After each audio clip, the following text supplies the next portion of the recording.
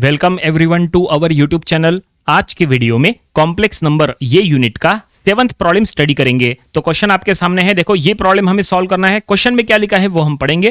Question में लिखा है if x plus i y equal to cube root of a plus i b then show that a by x plus b by y equal to 4 bracket में x square minus y square. तो चलो हम ये problem solve करेंगे, और ये problem solve करने के लिए हम वही फार्मूलेज और वही रूल्स का यूज करेंगे जो हमने स्टार्टिंग के बेसिक लेक्चर्स में बताए थे। तो अगर आपने कॉम्प्लेक्स नंबर के बेसिक लेक्चर्स नहीं स्टडी किए हैं तो आप यहाँ से स्टडी कर लीजिएगा, उससे आपका कॉम्प्लेक्स नंबर का पूरा कॉन्सेप्ट जो है वो इनिशियल कॉन्सेप्ट पूरा क्लियर हो जाएगा। और अब आप हमारी वीडियोज फेसबुक और इंस्टाग्राम पे भी देख सकते हैं। तो फेसबुक और इंस्टाग्राम का लिंक हमने आज के वीडियो डिस्क्रिप्शन में दे दिया है। फेसबुक इंस्टाग्राम पे जाइए, हमारे पेज को लाइक करिए, हमारे अकाउंट को वहां पे फॉलो करिए और वहां से भी आप स्टडी कर सकते हैं। तो चलो अब ये प्रॉब्लम हम सॉल्व करना स्टार्ट करते हैं। हमें ये प्रूफ करना है, ठीक है ना, ये लेफ्ट हैंड साइड और राइट हैंड साइड ये हमें ऐसा कुछ प्रूफ करना है। तो ये एग्जाम में आ चुका प्रॉब्लम है, तो इसको आपको अच्छे से प्रैक्टिस करके देखना चाहिए। तो सबसे पहले हम जो गिवन है वो हम यहां लिख लेंगे। गिवन दैट क्या दिया है, that is x plus i y equal to cube root of a plus i b, ये ऐसा दिया हुआ है, ठीक है ना, और हमें ये प्रूफ करना है। तो कैसे प्रूफ करेंगे, थोड़ा सा प्लानिंग करके सॉल्व करना पड़ेगा। सबसे पहले एक काम कर लेते हैं, ये जो क्यूब रूट है, ये क्यूब रूट को यहां से हटाना पड़ेगा। अगर आपको क्यूब रूट को हटाना है तो क्या करो, पूरे इक्वेशन का क्यूब कर लो, दोनों साइड में क्यूब कर लो। तो अगर आपने दोनों साइड में क्यूब कर लिए तो यहां पे ऐसा हो जाएगा x plus i y whole cube equal to a plus i b. ये देखिए राइट साइड से क्यूब रूट हट चुका है, हमने वहां पे यहाँ पे क्या किए, लेफ्ट हैंड साइड में क्यूब दे दिए इस तरह से।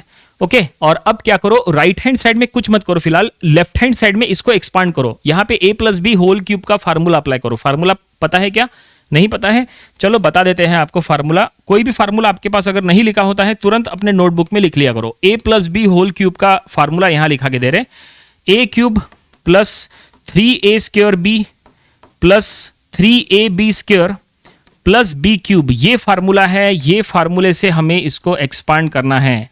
अगर आपके पास ये फार्मूला नहीं लिखा है तुरंत अपने नोटबुक में ये लिख के रखो, काफी इंपॉर्टेंट ये फार्मूला रहेगा ये प्रॉब्लम सॉल्व करने के लिए। a plus b whole cube का ये एक्सपांशन है, ठीक है। अब यहाँ a के प्लेस पे x है और b के प्लेस पे आई वाई है, ठीक है ना, तो आपको उसी के अकॉर्डिंग सॉल्व करना है। तो सबसे पहले एक्सपांशन में क्या लिखा है, a क्यूब, तो a क्यूब यानी x का क्यूब, तो हम यहाँ लिख लेंगे x क्यूब, ठीक है। थोड़ा ये लंबा हो सकता है, ठीक है। उसके बाद क्या है 3a स्क्वायर b, तो हम यहाँ लिख लेंगे प्लस 3a स्क्वायर यानी x स्क्वायर एंड b यानी आई वाई, तो हम यहाँ लिख लेंगे आई वाई, ये देखिए इस तरह से। ओके, उसके बाद क्या है 3ab स्क्वायर, तो हम यहाँ लिख लेंगे प्लस 3ab स्क्वायर, a यानी x एंड b यानी ये आई वाई का होल स्क्वायर। ये देखिए बिल्कुल फार्मूले के अकॉर्डिंग चल रहे, बिल्कुल स्टेप वाइज सॉल्व कर रहे, जल्दबाजी करने की जरूरत नहीं है। ऐसे जगह पे जो है वो जल्दबाजी से क्या हो सकता है, रॉन्ग हो सकता है, इसलिए बिल्कुल आराम से सॉल्व करो।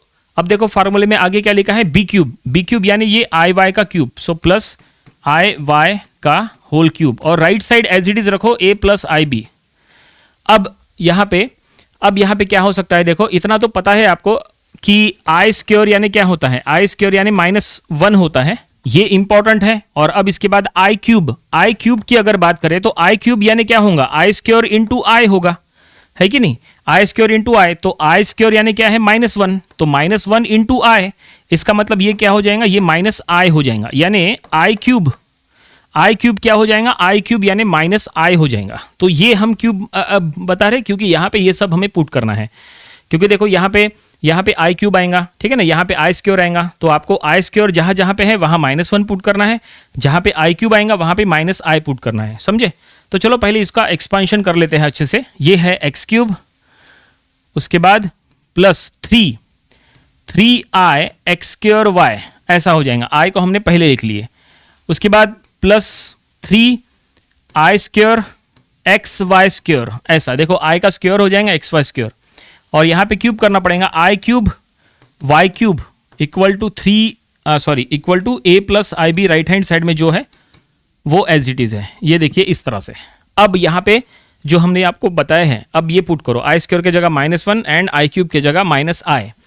तो आई स्क्वायर कहाँ पे है, देखो यहाँ पे आई स्क्वायर है और यहाँ पे आई क्यूब है, तो हम पुट करेंगे। So left hand axe cube plus ये टर्म एज इट इज रखो, 3i(x²) y, ये एज इट इज हो गया। अब यहाँ पे i² यानी -1, तो -1 आ गया x(y²), ठीक है। और यहाँ पे i³ की जगह -i आ गया, ठीक है, -i और into y³ equal to 3, sorry फिर से 3 आ गया, इक्वल टू a + ib, ठीक है, इस तरह से। अब इसको धीरे धीरे इसको रिड्यूस करो, सिमिलर टर्म्स चेक करो क्या है। चलो इसको स्टेप वाइज आगे बढ़ाते हैं। पहले x³, फिर ये जो है ये हम यहाँ लिख लेंगे +3i(x²) y, और ये -3xy² और ये हो जाएगा -i(y³) equal to a + ib। अब यहाँ पे कॉमन करना पड़ेगा, तो क्या कॉमन लेंगे? तो अगर आप यहाँ प्रॉपरली चेक करेंगे, ये टर्म में i नहीं है और ये भी टर्म में i नहीं है, जबकि ये दोनों टर्म्स में i है। तो क्या करो, जो बिना i वाली टर्म्स है उनको एक ब्रैकेट में ले लो, और जो i वाली टर्म्स है वहां से i कॉमन लेके उसको अलग करो, ठीक है। तो पहला टर्म x³ और थर्ड टर्म -3xy², ये एक ब्रैकेट में ले लो, ठीक है। और अब सेकंड टर्म और फोर्थ टर्म में से i कॉमन ले लो। तो i अगर हमने कॉमन ले लिए तो सेकंड टर्म में बचेगा 3x² y और फोर्थ टर्म में से बचेगा -y³, ऐसा, ठीक है। आप यहाँ पे y भी कॉमन निकाल सकते हैं। देखो यहाँ पे y हो सकता है, यहाँ पे x हो सकता है कॉमन, लेकिन फिलहाल मत लो। क्यों मत लो उसका भी हम आपको रीजन बताएंगे। और राइट हैंड साइड जो है a + ib, ये एज इट इज रखो। अब सुनो कि हमने यहाँ पे x और यहाँ पे y कॉमन क्यों नहीं ले रहे। उसका रीजन है क्योंकि हमें यही तक यहाँ पे सॉल्व करना है, इसको आगे सॉल्व नहीं करना है, हमें इसको यहाँ पे स्टॉप करना है। क्यों? उसका रीजन है कि इतना होने के बाद अब हमें यहाँ पे इक्वेटिंग करना है, right hand side left hand side को इक्वेट करना है। देखो राइट साइड में अगर आप प्रॉपरली चेक करेंगे क्या लिखा है, a + ib, a is the real part and ib is the imaginary part, क्योंकि इसमें i लगा है तो वो हो गया इमेजिनरी पार्ट, a यानी real part. Left hand side की अगर बात करें तो लेफ्ट हैंड साइड में यहाँ पे दो ब्रैकेट है, पहले ब्रैकेट में i है क्या? नहीं, इसका मतलब ये हो गया रियल पार्ट। दूसरे ब्रैकेट में i है, इसका मतलब ये हो गया इमेजिनरी पार्ट। तो इसको इक्वेट करो, मतलब रियल पार्ट को रियल पार्ट के साथ इक्वेट कर लो और इमेजिनरी पार्ट को इमेजिनरी पार्ट के साथ इक्वेट करो, ठीक है। तो चलो हम यहाँ पे लिख लेंगे इक्वेटिंग बोथ साइड, या फिर आप ऐसा भी लिख सकते हैं equating real part and imaginary part, आप ऐसा भी लिख सकते हैं, कोई दिक्कत नहीं है। तो आगे सॉल्व करने के लिए इसको ऊपर उठा लेते हैं, हम थोड़ा सा ऊपर इसको लेके सॉल्व करेंगे। तो हमें यहाँ पे इक्वेट करना है। तो देखो सबसे पहले रियल पार्ट को रियल पार्ट के साथ इक्वेट करो, तो उधर का रियल पार्ट a है और इधर का रियल पार्ट बोले तो ये ब्रैकेट है, तो हम यहाँ लिख लेंगे x³ - 3xy² equal to a। देखो हमने रियल पार्ट को रियल पार्ट के साथ इक्वेट किए, ठीक है, हमें ये मिल गया, ये लेफ्ट हैंड साइड का रियल पार्ट और ये राइट हैंड साइड का रियल पार्ट। और अब चलो इमेजिनरी पार्ट को इक्वेट कर लेंगे। तो imaginary part, left hand side में इमेजिनरी पार्ट बोले तो ये ब्रैकेट है, तो हम यहाँ लिख लेंगे 3x² y -y³ और राइट हैंड साइड में इमेजिनरी पार्ट है b, ठीक है। तो इस तरह से, तो यहाँ पे हम देखो दोनों को इक्वेट कर लिया है। और अब इक्वेटिंग होने के बाद अब जाके कॉमन निकालो। अब यहाँ से x कॉमन निकालो, हमने यहाँ पे x कॉमन लिए थे क्या? नहीं ना। अब यहाँ पे x कॉमन निकालो और अब यहाँ पे जो है y कॉमन निकालो, ठीक है। तब जाके जो है जो प्रूफ करने के लिए कहा है वो प्रूफ हो सकता है। तो यहाँ से जब आप x कॉमन निकालेंगे तो यहाँ बचेगा x² - 3y² equal to a, ऐसा हो जाएगा, ठीक है। और यहाँ से y कॉमन लेंगे तो y कॉमन लिए तो ये हो गया 3x², ठीक है, -y² इक्वल टू b, ऐसा हो जाएगा, ठीक है। और अब देखो यहाँ पे x कॉमन लिए ना, तो ये x जो है ये ब्रैकेट के मल्टीप्लिकेशन में है, इसको राइट साइड में शिफ्ट करो तो ये a के डिवीजन में जाएगा। देखो राइट साइड में ये डिवीजन में चले जाएगा, मतलब ये ऐसा होगा x² - 3y² equal to a/x, ये ऐसा हो जाएगा, समझे। और यहाँ पे भी वही करो, यहाँ पे y जो है इसको राइट साइड में शिफ्ट करो तो ये जब राइट साइड में जाएगा तो डिवीजन में जाएगा, क्योंकि ये ब्रैकेट के साथ यहाँ पे मल्टीप्लिकेशन में है। तो ये ऐसा बचेगा 3x² - y² equal to b/y, ऐसा हो जाएगा, ठीक है। इसको सीधा लिख लो, सीधा मतलब ये टर्म इधर लिखो और ये टर्म उधर लिखो, ठीक है। देखो दोनों में हम लिख लेंगे a/x x² - 3y², ठीक है। और यहाँ पे b/y, ऐसा हम क्यों कर रहे हैं, सीधा क्यों लिख रहे हैं, उसका रीजन बताते हैं आपको। ये देखिए ये हमने कर लिए। अब जो है प्रूफ दैट की तरफ ध्यान दो। देखो प्रूफ दैट में क्या लिखा है, अब यहाँ पे जो प्रूफ करने के लिए कहा है अब वो प्रूफ होने वाला है, ठीक है ना। चलो प्रूफ दैट की तरफ देखते हैं। ये देखो प्रूफ दैट में क्या लिखा है, तो प्रूफ दैट में यहाँ पे जो लिखा है उसकी तरफ आप ध्यान दो। ये देखो क्या लिखा है, लेफ्ट हैंड साइड में a/x + b/y और राइट साइड में ऐसा है, तो जो लेफ्ट हैंड साइड है उसकी तरफ ध्यान दो, a by x plus b by y. और अभी जो हमने यहाँ पे जो निकाले हैं, ये देखो, ये a बाय एक्स निकाले हैं और ये b बाय वाई निकाले हैं। तो क्या करो, ये दोनों इक्वेशंस को ऐड कर लो, एडिंग बोथ साइड, दोनों को ऐड करो, ये दोनों इक्वेशंस को ऐड करो, left hand side plus left hand side equal to right hand side plus right hand side, ऐसा करना है।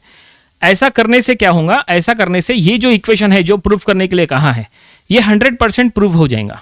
समझ में आया?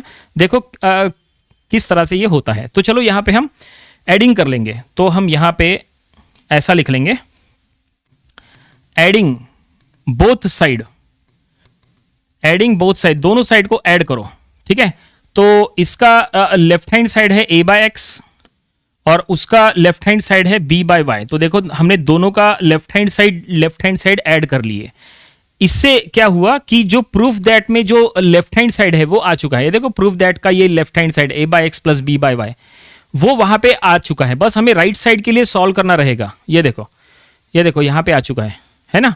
अब राइट साइड में देखो, इसका राइट हैंड साइड प्लस उसका राइट हैंड साइड, तो हम यहां पे लिख लेंगे राइट हैंड साइड, तो ये हो गया x square minus 3y square plus 3x square minus y square. ये देखो इसका राइट हैंड साइड ये है, इसका राइट हैंड साइड ये है, ब्रैकेट देने की जरूरत नहीं है।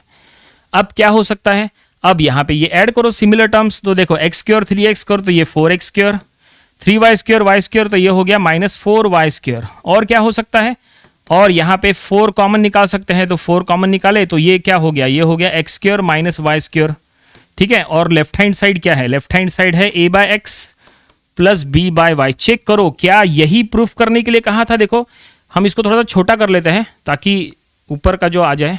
देखो ये देखो बिल्कुल जो प्रूफ करने के लिए कहा था वो आ चुका है। देखो a by x plus b by y ऐसा है लेफ्ट हैंड साइड में, और राइट हैंड साइड में 4 ब्रैकेट में x square minus y square है, तो बिल्कुल वही आ चुका है। ये देखो a by x plus b by y 4x square minus y square, यानी जो प्रूफ करने के लिए कहा था ये वो हमने प्रूफ कर लिया है। इसका मतलब प्रॉब्लम में यहाँ पे हम लिख लेंगे हैंस प्रूव्ड, ये लिखना जरूरी है। हैंस प्रूव्ड, जो फाइंड आउट करने के लिए कहा था वो ये हमने फाइंड आउट कर लिए, और फाइनली यही हमारा आंसर है। प्रॉब्लम यहीं पे कंप्लीट हो गया। उम्मीद करते हैं कि ये प्रॉब्लम आपको समझ में आया होगा।